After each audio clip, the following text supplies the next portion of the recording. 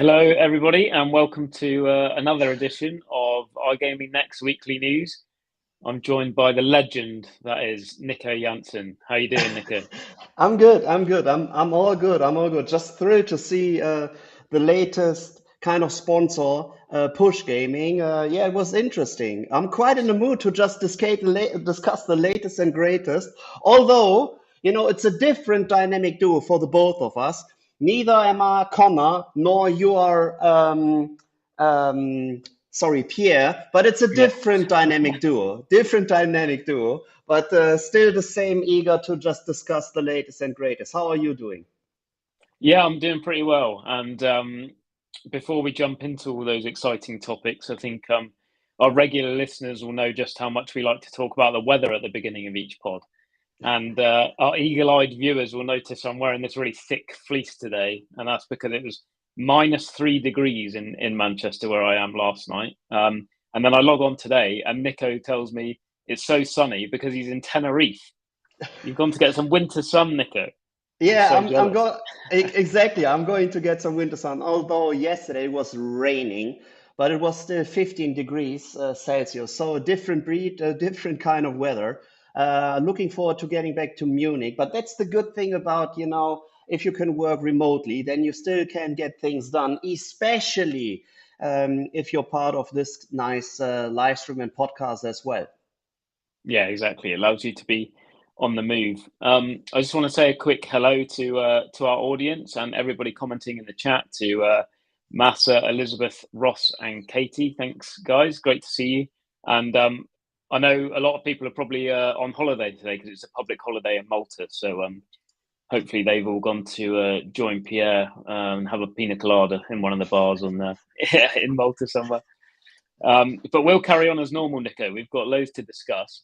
Yeah. Um, Couple of topics to tease is Esports Entertainment Group and Stake's new streaming platform. And we've also got a special interview with a special guest at the end of this pod. So hold on for that. But before we go any further, time for everyone's favourite regular feature. Nico, do you want to take it away with 10 in 5? Yeah, yeah. Just doing my best to keep in time, like last time. I highly doubt it because we have like big topics. But as soon as you're ready to just press the button and see my clock running down, just tell me so, and I will just start right away. Okay, so then I will just start. So first of all, that's awesome. We have some news. We have some news for New York City because Jay-Z's entertainment agency Rock Nation joins Caesars SL Green's bid for a Times Square casino. So the casino giants Caesar Entertainment and developer SL Green are adding a new partner to their proposed Times Square casino, which is no other than the billionaire rapper and businessman himself, Jay-Z, and his Rock Nation. And he has been quoted, New York is a beacon, the epicenter of culture. We have the opportunity to create a destination of the heart at the heart of Times Square, said Sean Jay-Z Carter. So, as we have seen a lot of madness in the US already, I'm pretty sure with the Times Square casino being opening up, with one of the three downstate casino licenses, this for sure won't be the end of the story. The Zone makes Hush debut for its Italian sportsbook. So, besides being already live with a beta version in the UK and Spain, The Zone already or is now available with a beta version in Italy as well. Another interesting topic, Fnatic raised another 700 million for M&A purposes as a company valuation climbs to 31 billion US dollars. So, the sports merchandising firm and potential sports betting disruptor, because as soon as any company operator has been for sale or rumors going around that they might be for sale. Fanatics was one of the leading topics as well. So they have closed the 700 million funding round, taking the company's valuation to around $31 billion. So we will for sure see a move of Fanatics within the foreseen future. Quite interesting as well. India, a panel tasked with submitting iGaming taxation proposal, reportedly yet to reach consensus. A panel of Indian state finance minister tasked with submitting a report on proposed taxation of the booming iGaming sector. So first of all, it's all about taxation. As soon as taxation has been cleared, then regulation actually starts. So the increasing popularity of real money iGaming has also prompted foreign investors, including Tiger Global and Sequoia Capital, to back local gaming startups. So for sure, we will see another sleeping giant being awake after Brazil. So heading over to Ohio, online sports betting launch set for more than a dozen operators on go live date. So more than a dozen sportsbooks are set to start taking bets in Ohio early next month. So by beginning of January, will be interesting to see how this market evolves as well. Then two more Maryland online sports betting licenses have been given out, which sums up to 9 operators as of now. Besides FanDuel, DraftKings, BetMGM, Caesars, PointsBet, Barstool, BetRivers, um, WinBet and Bellybet have joined the forces as well. Then, quite interesting, 888 and TapCorp, both of these companies are restructuring their debts, which means for 888, they are issuing 200 million euros in secured note, while TapCorp prices $780 million in long-term debt. So for both companies, we will see M&A in the future. Then a quite interesting topic as well, as Ontario, the auditor claims casinos do not assess source of funds.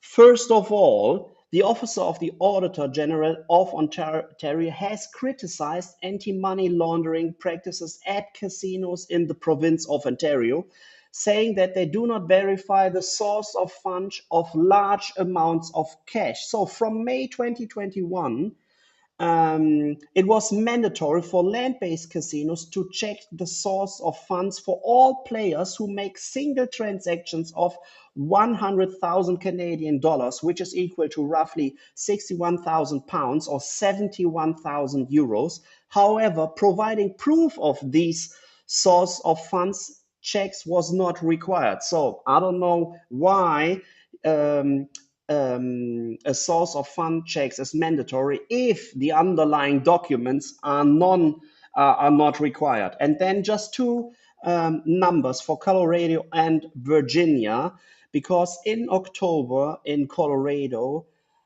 sports betting handle was $526.6 million, which is an all-time high, as well as for Virginia, where customers wagered roughly $530 million on sports in October. And these, although I quite missed the 5 minutes a little bit, but as said, it was a lot of to discuss. So I am done with the 10 and 5. Well done, Nico. Cracking summary there. Who needs newsletters when you've got a Nico? That's my motto. But let's move on to a story that was right at the top of our own newsletter today. Actually, iGaming Next, and that is Esports Entertainment Group, which have been in the headlines from the very beginning of this week. Actually, when Cody Luongo, who runs the Sharper esports focused newsletter on Substack, reported that their chief executive Grant Johnson had been fired. This didn't, come as a great surprise considering the company's performance since becoming public. They've had well documented financial difficulties and they've had to sell off a number of their assets to remain operational. But the thing that surprised me was that they basically didn't comment on this story for 48 hours. So his departure was reported on a Monday, and then we only found out at 10:30 p.m. last night that he had actually been let go, which is very unusual, obviously, for a Nasdaq listed company, because they're basically duty bound to inform their investors and the public market of any major developments. And we at iGaming Next, we were chasing them for most of this week, trying to verify or whether they would confirm or deny whether they'd sacked their chief executive.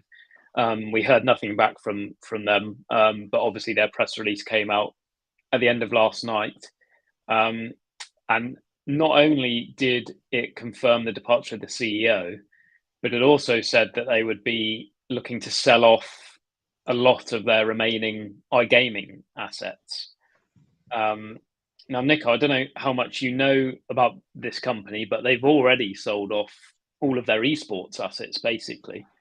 They sold off their best esports brand, I think, and also their esports betting platform called Vi. So they're kind of only esports based in their name, really, to be honest with you. Yeah, that was trying to get rid of iGaming as well. So yeah, exactly that was pretty much the same I was asking myself. So if you're selling off the last remaining kind of iGaming what does the esports actually stand in your name for, right? So, but as you already pointed out, letting your CEO go, they're not reporting this, how the circumstances, because he didn't for sure sign off on his own, because he was pretty much pushed to resign. And then having another press release that you want to get rid of your last iGaming arm as well. I don't know what's actually being left for the company as well. yeah. So I think I might be wrong here, but I think the assets that are left are Bet Hard, which is obviously the Nordic-facing kind of sportsbook operator, and then Lucky Dino, which is a casino company. So they're not selling all of their iGaming assets, but I think they're basically in financial difficulty, having spent a lot of money on, number one, listing to become a public company, but also because, as other companies have proven, there's not that much money in esports betting at the moment. Combined with obviously everything that's going on in the wider economy, I think it's been kind of the perfect storm. So they're having to sell a lot of their property basically just to stay afloat and remain a listed company. But what was really interesting as well, and was hiding at the very bottom of the release, was that obviously they're in quite a vulnerable position now, and it says they're currently considering an offer from a third-party company to basically acquire or merge with their remaining assets and intellectual property. And then that new company, if they were to accept, would focus on growing esports revenues. And that, to me, suggests it's a competitor that is already focused on esports, that's probably circling like a vulture. But yeah, we'll see. There's obviously, a turbulent future ahead, I would argue, for the new chief executive. You don't fancy applying for that role, Nico? No, no, no, no. So, not yet, but maybe that's the reason why Pierre is off today, right? So, we never know. But Only one getting man back to, can do that job. yes, but getting back to the Bethard, because they just acquired Bethard. So they just acquired Bethard in Q3, so July 2021. It was one of the gaming operators, which one of the founders had been Zlatan Ibrahimovic, if I'm not mistaken. Yeah. Considering this one, so they obviously spent quite a lot of money to actually get things rolling with the acquisition of Bethard. And thanks once again for pointing this out, that this is one of the iGaming arms they still have. If I'm also not mistaken, they had been licensed in Germany, but then they already left the market already in Germany as well by end of last year. So it's quite interesting that one of the listed companies who had been within one of the regulated markets, one of the bigger markets in Europe, and they literally just stepped out of this market. Maybe funds had already a decent role or a decent speech why they decided on leaving one of the bigger markets in Europe as well. Yeah, for sure. And esports entertainment group aren't the only company that's been publicly listed with a focus on esports that are having a really hard time of it. eBet, which was formerly Esports Technologies, is another one, and they basically had to refocus their whole business model to focus on casino because they were making massive losses. And I think it's just, we're now 2 years down the line or whatever, and the economy's changed so much, because back then it probably seemed like a pretty exciting business idea to basically become a publicly listed esports company. But now, maybe that wasn't as easy as as they pitched it would be to their investors. But there are companies somehow that are making a success of this. Rivalry, obviously, is one of those, which reported its Q3 results last month, and they've done pretty well by all accounts. So revenue was up 93% year on year to reach a quarterly record. And it says that actually 90% of their sportsbook handle in the quarter was derived from esports betting. So this is a company that says they're about esports and actually are about esports. And perhaps that's why they've been successful. And another example is Unicorn, which is the company that was acquired by Entain, and that's, I think, possibly rebranding as Entain Esports now. But they've got some big aspirations, and they've obviously got the financial power of Entain behind them. So I think those two are probably the blueprint of how to go about this. Whereas the others, you could argue, are the blueprint of how not to go about this. Yeah, and we just got a comment from Bernd Henning that Beta Germany, with the German online sports license, has already been sold a while ago. So the license is still not in use. So maybe one of the other companies might be interested in just buying that license. Yep. All right, Nico, let's move on to the next topic. We've got to be quick fire today, as there's that interview coming up that I did with CasinoNieuws.nl editor Frank Op de Woerd to look forward to later on. So let's move on to stake.com, which we've talked about a number of times now on Weekly News, and they always tend to get the audience a little bit excited.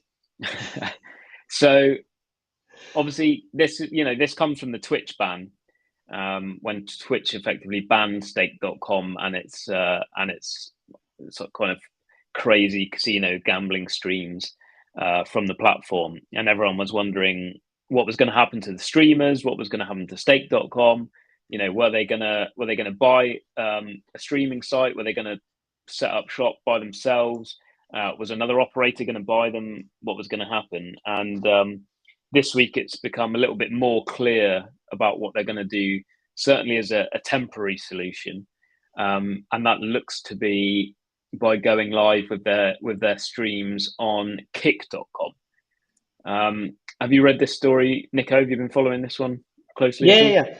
So first of all, the overall offering is still in beta status, but they actually gained some momentum as one of the biggest ever streamers on Twitch, Trainwreck, has revealed he was going to join Kick as a non-owner advisor and non-exclusive broadcaster, which actually led to 200,000 people signing up for kick.com within a time span of 24 hours. And Trainwreck, so the channel of him, gained 20,000 followers instantly. So these are crazy numbers. And it seems like the history repeats itself with Trainwreck actually joining kick.com. Yeah, exactly. And he's obviously a streamer, like you said, that's worked very closely with stake.com before and was one of the most successful when those streams were still allowed on Twitch. And basically, stake.com co-owner, a guy called Eddie Craven, has also invested in kick.com. And it sounds like he's basically played quite an influential role here by getting his kind of streamer ambassadors, if you like, to move over to that platform. Classy Beef is another one of those, and he was one who basically straight after the Twitch ban moved over to another platform called D Live, as all the streamers were like basically trying to work out where the hell they were going to go next. But he's actually now as well moved over to Kick, so it's like it seems like Ed Craven is getting the band back together, if you like. But we wrote this story, and it's obviously gained a bit of attention for Kick.com, which is worth pointing out is in the very early stages, obviously as a business or as a website.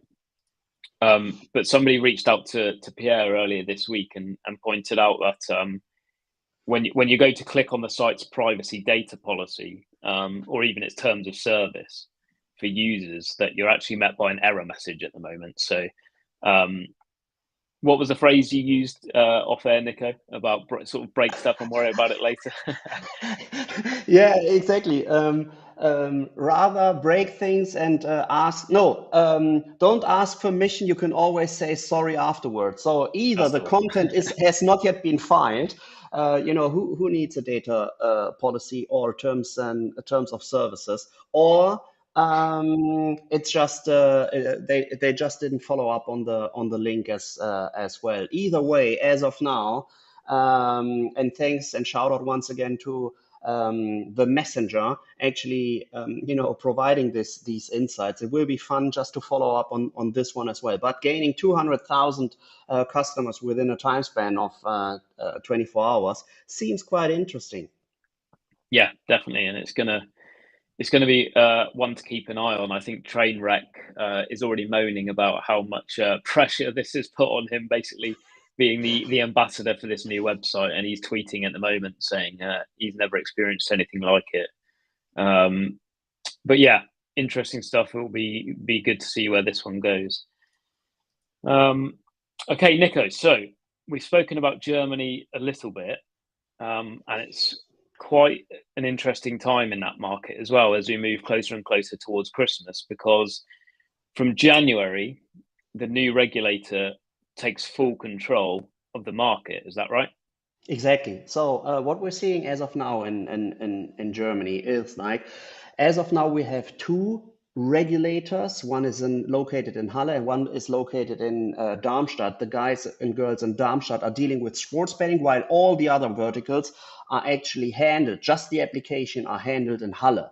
And what's quite interesting in Germany as of now is that you have a supervising authority above the regulator, which is the Glücksspielkollegium. So once you handed in all your documents and you clarified and talked about everything with the regulator, then the final decision is by the Glücksspielkollegium. They will be meeting on the 14th and 15th of December. So we will for sure see some additional movement on the whitelist in Germany. And what's so interesting, by 1st of January, this Glücksspielkollegium, so the supervising authority, will be gone. And then everything will be handled at the regulator in Halle. And this is where each and everybody is so desperately looking forward to how things will change, might change, because they are already operating since 1.5 years.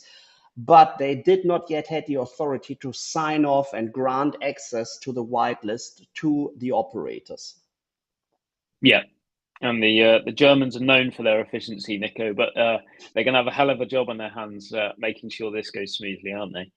Yeah, or to quote an Italian guy who once came up to me like 2 or 3 years ago, "Hey Nico, so Germany, you're usually being considered as reliant, efficient, etc. But if you wanna get your hands on a good working regulation, come over to Italy." And that was quite interesting to get this quote, and he was right. Cutting a long Yeah. story short, he was right. Yeah, for sure. And you touched on the whitelist there as well, which is obviously the operators that have got a license in Germany's new market. And we keep seeing these certifications come through. So I think Entain very recently just got 5 new licenses. They've obviously been active in the market for a long time with bwin, which is kind of a brand leader out there. And I think they were also the first company to get one of the new poker licenses, and they've been joined recently by GG Poker as well. But it's fair to say that market has been a bit of a nightmare for operators now for what, the best part of 2 years. And channelization, which is obviously the percentage of customers that are using the regulated market, has become a big issue. And I think we've got a clip to show you here, actually, from our iGaming Next podcast between our managing director Pierre Lind and Betsson CEO Pontus Lindwall. Betsson obviously used to be in Germany, but they're talking about the channelization rate and how low it is. I want to ask you as well, because I know that Betsson, as far as I know, have mostly withdrawn from the German markets. What's your expectations, say specifically for Germany right now, when it seems to be almost impossible to find profitability with the high taxation, the deposit limits, and so on? What do you think about the German market today? And seemingly the regulation has totally failed, and at some point you would think that the regulators would understand that what they are doing is obviously not gaining anyone except for the offshore players.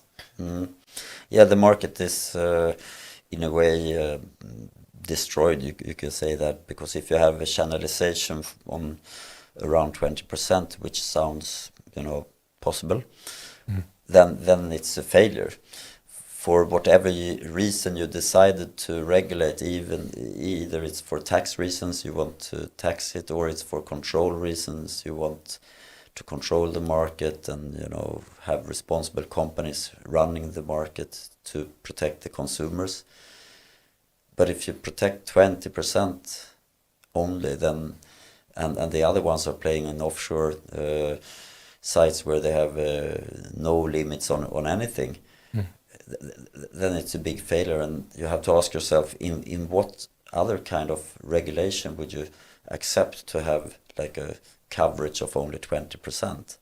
Like if cars were over speeding, 8 out of 10 cars was doing twice as much as you're allowed to drive, or only 20% were paying their taxes and 80% didn't pay any tax, then the regulator would act. So I think logically you should expect that it should be changes in this. Strong words there from Pontus, who said the market has been destroyed and is a failure because of the channelization rate. Now, it's worth pointing out, obviously, that figure is pretty impossible to nail down, and we've asked the regulator to provide its own figures, or certainly its own estimate for channelization into the regulated market at the moment. They haven't got back to us yet, but what are your thoughts on that, Nico? And how do you think Germany compares to some other European markets right now? Yeah, so first of all, having regulation but not following up or fining those companies who are actually operating in your geolocation without actually fining them, and this is something which Pontus also pointed out, you just end up with a channelization rate of 20%, and I'm pretty sure this is quite accurate. If it's still possible for your players to actually use the services of an unlicensed entity as well. There are big slots operators who do anything else instead of having a maximum spin of or a maximum wager of €1 per spin. You can easily look up and sign up for slots operators who allow you to place wages of €20, €50 per spin, and they are not fined by the regulator. We have one big fine, which was Lottoland, where they also so the regulator also tackled down the payment solution providers as well. But to put this a little bit into perspective, as of now, we're speaking about a channelization rate of 20%. But what's the peer group of a channelization rate? And this is numbers from last year in June, when the Danish Gambling Authority had released gaming market figures for 2020 within their report, and they had a channelization rate of 90% last year. And according to the report in Europe, only the UK, Italy, the Czech Republic, and Spain have had higher channelization rates than Denmark. And if you just compare the 90% and plus for 5 markets, which I already pointed out, compared to the 20% in channelization rate in Germany, of course, brands like Betson and Co. already left the market if the market is not secured by the regulator itself, which they obviously don't do. Yeah, but yeah, you're right to point out that enforcement action that the new regulators at least trying to bring about by, like you said, blocking, internet service providers. I guess it's got its hands tied behind its back a little bit until January. There's not an awful lot it can do, but yeah, it will be interesting to see how that channelization rate changes as and when the new regulator properly takes a grip of gaming in the country. Nico, I'm gonna bid farewell to you now, but we're not going to say goodbye to our viewers just yet because we're going to go from one European market to another, and we're going to do a bit of a deep dive on the Netherlands with our special guest in a video I recorded earlier. But I just want to say to you, pleasure as always, and go and enjoy that sunshine in Tenerife. We'll catch up soon. Okay, thanks for having me, and to a lovely weekend for all of us. Thanks, Nico. Hello, it's my absolute pleasure today to be joined by Frank. Frank, how you doing? I'm all good. How are you? I'm really good as well, actually. Thank you. I'm a big fan of your stuff. Avid reader, so it's great to have you on the pod as a guest and an expert on the Dutch market. For those that maybe aren't as familiar with your stuff, do you want to give yourself a bit of an introduction and where they can find your work?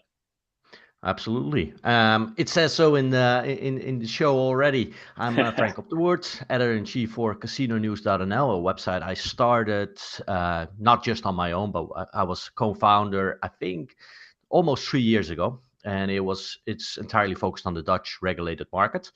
We bring a lot of news, as the title of the website says, but we are an affiliate website in the end. So we have partnerships with all the regulated offering in the Dutch market. And yeah, we interview, we write background pieces, and yeah, it's a very extensive website, but it's all in Dutch. Okay, yeah. So you've got to be proficient in Dutch, or at least have Google Translate on. No, it's a great website. You're one of those, you're in that handful of affiliates that do really good, valuable, news journalism as well. So, that's the magic combination, right? Thank you. I believe so. Yeah. Well, great. We were just saying off air that really we should have got you on as a special guest in October, as that marks obviously 1 full year since the Netherlands re-regulated market, I suppose, went live. So yeah, we just thought it'd be great to have you on to give it a bit of a look back, ask any sort of key questions that our audience is probably asking themselves about the market. And I think we've got some topics here to run through. So actually, before we do that, do you just want to give maybe, a short summary of how you feel it's gone as a regulated market for the last year or so? In general, I would say it's been very positive. I'm a true believer in regulation. Not everyone in my country is on board, but in general, I think it's been well received, and it's run well. The regulator is in place. I have a great deal of faith in the regulator in the Netherlands. Obviously, there has been a lot of marketing, which has, I imagine we'll discuss later. But other than that, it's generally been positive, at least for me. And I'm a little bit in this bubble, of course. I've been following it very closely. But yeah, I mean, there was a lot of gambling before October 1st, 2021 already, and now it's at least regulated. Now at least the regulator has the option to give out fines or reprimands or warnings and such. People have an option to self-exclude from gambling. So in general, I look back very positively on the last year. Yeah, no, that's really interesting. And, we should probably skip to one of the questions further down there where it says, how does the market compare now to how it did pre-regulation, when obviously there were a lot of well-known gambling operators there, and it was still a big grey market, so to speak.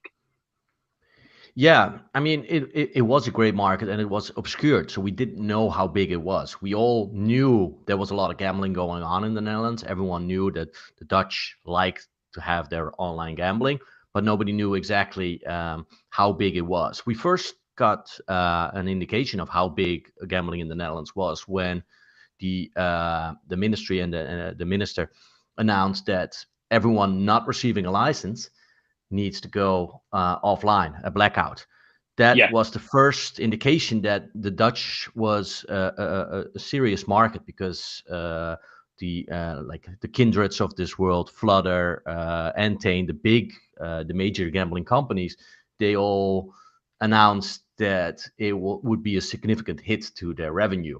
Okay, so that was the first idea. The Netherlands is a serious market, and we noticed that after opening, of course, we as an affiliate, we saw a lot of hits on our articles. We saw a lot of conversion. We saw a lot of new accounts.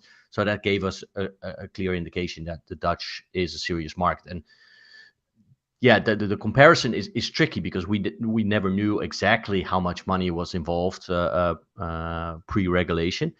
But yeah, that is the biggest change, if you ask me. Like, compare now to before regulation, it's still there. People like to gamble. It's just more visible right now. Yeah, no, that's really interesting. You mentioned Kindred Group there, and they're a particularly interesting one from my point of view, because obviously the Netherlands was a huge market for them, and they kind of made that really late decision to withdraw from the Netherlands, didn't they, compared to some of their competitors, which meant, like you said, 2 or 3 quarters of headwinds basically from withdrawing from one of their biggest markets. But they're back in now, and Q3 of this year looked like it was, the Netherlands was back performing really strongly for those guys. Is that the case as you see it?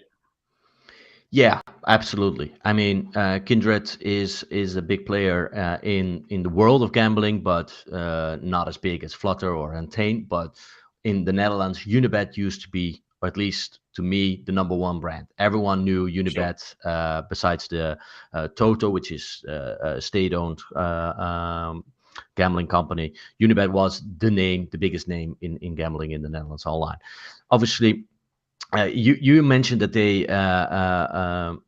withdrew quite late, but everyone kind of did it at the same time. They just made the decision on, I think, September 30th that they would go offline. But basically, everyone had that date. Just run it once. Some small poker website decided 2 days earlier to withdraw, but all the others went offline on October 1st or September 30th or something like that. Cool. They got back in the Netherlands as the first big operator that wasn't there on October 1st. And they've done really, really well. They announced that they had 115,000 active customers in the Netherlands. They announced that in September during their Capital Markets Day, and they were doing 366,000 euro per day GGR. So yeah, that's sizable. Obviously, we don't know how that compares to the others, because the other companies, they don't announce how many active accounts they have, or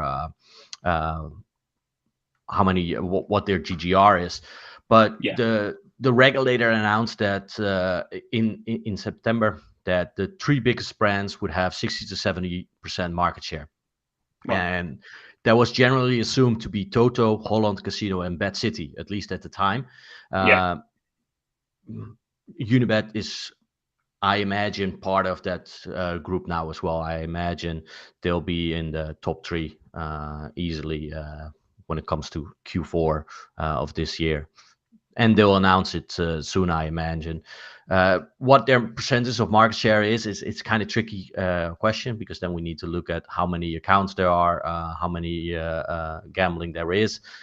Nobody knows exactly, but yeah, Unibet is massive in the Netherlands. They have a presence. Everyone knows their product. And that's probably why Bet City It's one of the reasons why BetCity did so well is because they had a similar product Okay. launching on October 1st, also using Kambi for their sportsbook, which is the same as Unibet uses. So BetCity has done extremely well. That was basically the biggest surprise, I imagine, for a lot of people. For me, at least, I knew the people behind the website, but I could have never expected them to be a top 3 player 1 year in. So they've done incredibly well, and obviously, as you know, they sold their company to Entain. Yeah. Kind of quick. A lot of money involved. That was also an indication. Okay, the Netherlands is a serious market. If Entain is willing to fork up a couple $100 million for a website that's only active in the Netherlands, that should tell you enough how big the Dutch gambling market is. Yeah, for sure. That's really interesting that BetCity obviously got it right by going in with kind of a tried and tested platform, and were the ones to really compete with those two sort of domestic operators that people were already familiar with. Yeah. Yeah, no, that's a great oversight. I think Kindred was worried, obviously, when it came back into the market, that marketing restrictions had got a lot stricter. And I've just checked our recent reporting on the Netherlands. It sounds like they're probably going to get a lot stricter into next year as well. Yeah. Can you give us a bit of an overview of what operators, sort of what rules they should expect to have to comply with from January?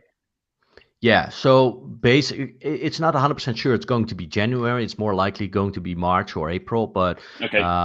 There's a bill that is prohibiting untargeted advertising for high-risk games of chance. So basically, from January or March or April or whatever it is, Q1 2023, gambling companies in the Netherlands won't be able to have untargeted advertising. So no marketing no commercials on television, no billboards, no out of home, no radio, stuff like that, for their high risk games of chance. So online casinos. So yeah, that's going to be a massive change, of course. So they'll have to be creative. They'll have to put their attention to other forms of marketing. Obviously, affiliate marketing, like my website, is still an option. They have obviously direct contact with their customers in terms of retention. They are still allowed to sponsor soccer clubs or sport teams till 2025 at least. Okay. And they're still allowed to sponsor events till 2024. So they still have some options, but yeah, there's a lot of change going on in the Netherlands. When the market opened in October 1st, 2021, people call it a tsunami of advertising. There was a lot of stuff on television. Obviously, the market opened up. Everyone wanted to grab their piece of market share. And that resulted in a lot of marketing. And people were annoyed by it, generally, because before October 1st, 2021, obviously there was a lot of gambling, like we just discussed, but it wasn't in the open. It wasn't, you weren't bombarded with gambling commercials on television. So people were annoyed. The politicians that already didn't believe in the regulation in the Netherlands, they had their focal point on that tsunami of commercials, and that resulted in the ban that's going to coming into force in Q1 2023. So yeah, that is going to be the biggest change. And if you ask me what's 2023 going to be like, that's the most important thing, I imagine. Besides the fact that obviously a lot of big gambling companies are going to get their license, I imagine, in 2023. Okay, so yeah, you think more companies are going to receive a license in the Netherlands in 2023, but then I guess they'll be at even more of a disadvantage than say Kindred, for example, because the rules have changed again. Yeah, absolutely. Kindred has done well. They still had that half a year of being able to advertise in the traditional way, and Yeah. Besides the fact that they already have a big brand, of course, in the Netherlands, a big brand recognition. But yeah, there are more big brands are going to join, I imagine. I kind of expected them to be live already because we had a cooling down period where they weren't allowed to apply for a license. That ended in, I think, the end of March of this year. Generally, between applying for a license and getting the license is 6 months. So I expected a lot of these companies already in the Dutch market, like Betson, Entain, Flutter, and Leo Vegas, and 888, I guess. None of them have shown up yet. So they all applied. They've all indicated that they've applied for the license in the Netherlands, but they aren't live yet. So something must have gone wrong with their license application, I imagine. Especially Betson is interesting because they have Kroon Casino and Oranje Casino in the Netherlands, two very well-known brands. It's going to be interesting to see if those brands still have the brand recognition if they only launch in February or March or of next year. But we'll have to see. PokerStars is not returning anytime soon. That's very unfortunate for the poker loving community in the Netherlands, which used to be pretty sizable. PokerStars announced that they applied for the license, but they don't expect to be back till at least a couple months in 2023. They had their country manager for the Netherlands was reassigned to a different department. So it's not boding well for PokerStars in the Netherlands. And 888 just announced that they are expecting their license in 2023, but they don't expect to join the market until 2024. So yeah, I have the highest expectations for Betson and Entain with their bwin and Party Poker brand, I guess. Yeah, for sure. Definitely some big names still to join the party. Yeah. So yeah, you mentioned at the top of our chat that you've got every faith in the regulator, and they've been quite an active voice throughout the whole process. And I guess one barometer to measure kind of how well the regulator's doing is a country's channelization rate. And I think the latest figures we've got here, you'll have to correct me if you've got newer ones, is that the channelization rate is about 85% at the moment to the licensed market, there or thereabouts. Yeah, I mean, it's tricky, and that's something that the regulator itself is struggling with as well. How do you measure channelization rates? Yeah. So there's different options, and there's different percentages. The 85% that you're talking about is from a market research firm called Ipsos, which the research was in one of the branch organizations, NOGA, asked for that research, and that gave us 85%.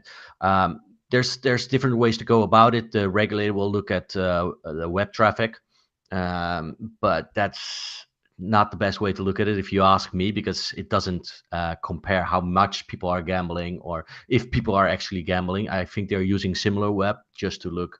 All right, the N1 casinos get 10 visitors, Toto gets 30 visitors, so we'll derive the percentage from that. I don't think that's the best way to do it, but it's one option that they take into consideration. And they take a look at the total active accounts. So we have 1.3 million accounts in the Netherlands, but 563,000 active accounts. But what do you compare it to get your channelization rate? So you have to see how many accounts there are with illegal operators, and then you probably have to derive it by the number of accounts per person, because that's something we don't know in the Netherlands. The regulator doesn't know how many accounts or how many gamblers there are. They know how many active accounts there are, but I have 10 accounts already, so it's tricky to compare. So the main thing they should or probably try to look at is the GGR. I think they're coming to 1 billion for the regulated market, because they have obviously all the data on that as a regulator. And then they compare it to H2 Gambling Capital's estimation of 1.4 billion for the total market. So that would give us a channelization rate of 71%, but there's also estimates ranging from 71 to 76%. So it's kind of unclear, but generally we're getting to the target of 80%, or we're already there. But the most important thing is that even if we reach that channelization rate, we're not that done. And that is something some politicians in the Netherlands think, like, okay, we're at 80%. Now we can, cut off every marketing option and whatnot. That's not how it works, of course, because if things change, the channelization rate will change again. If they change that we can't have cashback bonuses, which they did recently, some people might flock to illegal operators that do allow cashback. There's always that risk. Yeah, so it's tricky. It's not a set number, but we're getting at least to the target range of 80%, I feel. Yeah, no, that makes perfect sense. I know you've got to head off in a minute, so I'll just ask one more question, if I may. But yeah, I mean, the regulator, sticking with the regulator, the Dutch government's kind of come out with a bit of an assessment of their performance over the first year of the market. I'd say it's pretty positive all in all. They came up with 5 conclusions that are quite detailed, so I won't go through them all now. But the one I found particularly interesting was where they said the KSA can improve its stakeholder management and its relationship with providers of games of chance, so operators.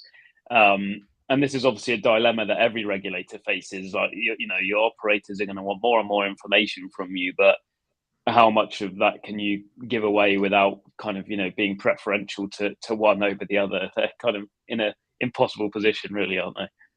Yeah, just to be clear, it was an assessment over the last 5 years, so it's not just over the last year, but also the entire run up till regulation in the Netherlands. And basically, it was generally it was positive, or at least it wasn't negative. They said you guys managed to do the most urgent and mandatory work while the store was being rebuilt. That, I think that was their wording. But there were some critical points as well. One of them that you just mentioned. And yeah, I imagine that's a struggle for all the regulators in Europe and the rest of the world. The operators especially, they want all the information. They want clear means of communication, but there's so many. They want to share the same information with everyone, so there's a level playing field. And this assessment was also not just from the outside. It was also they asked all the operators and all the other stakeholders, like the ministry and well, they didn't ask me, but basically everyone else, all the stakeholders. So there were definitely some critical points, because they focus so much of their attention on online games of chance that they, well, I wouldn't say neglected, but they had a little bit less of attention to the land-based offering. But generally it was kind of positive. Yeah, great. And I'm sure, they'll continue to monitor their performance into next year as well. Frank, listen, it's been an absolute pleasure having you on. I've learned an awful lot, so I'm sure our audience have as well. Great to have a proper Dutch expert on the pod. So thank you for joining us, and have a great rest of the day as well. Thanks for having me. It was an absolute pleasure. Good luck. Thank you. Bye-bye. There we go. I hope you guys all enjoyed listening to Frank as much as I did this morning. If you want to hear more from Frank, you can follow him on Twitter @WebJoker. And his bio actually says that he's a member of the Dutch Poker Hall of Fame. So get in touch if you love poker as well. Just before I go, we're going to round things off now, but thanks again to Nico Jansen, my excellent co-host today. And of course, I should thank our brilliant sponsors, Place and Zimpler and Push Gaming. And as always, to our audience, you're the most important. We really appreciate you tuning in. And I think we're going to be right with you up until Christmas with our last broadcast of Weekly News scheduled for the 22nd of December. So we'll see you next Thursday, and enjoy the rest of the day. Bye-bye.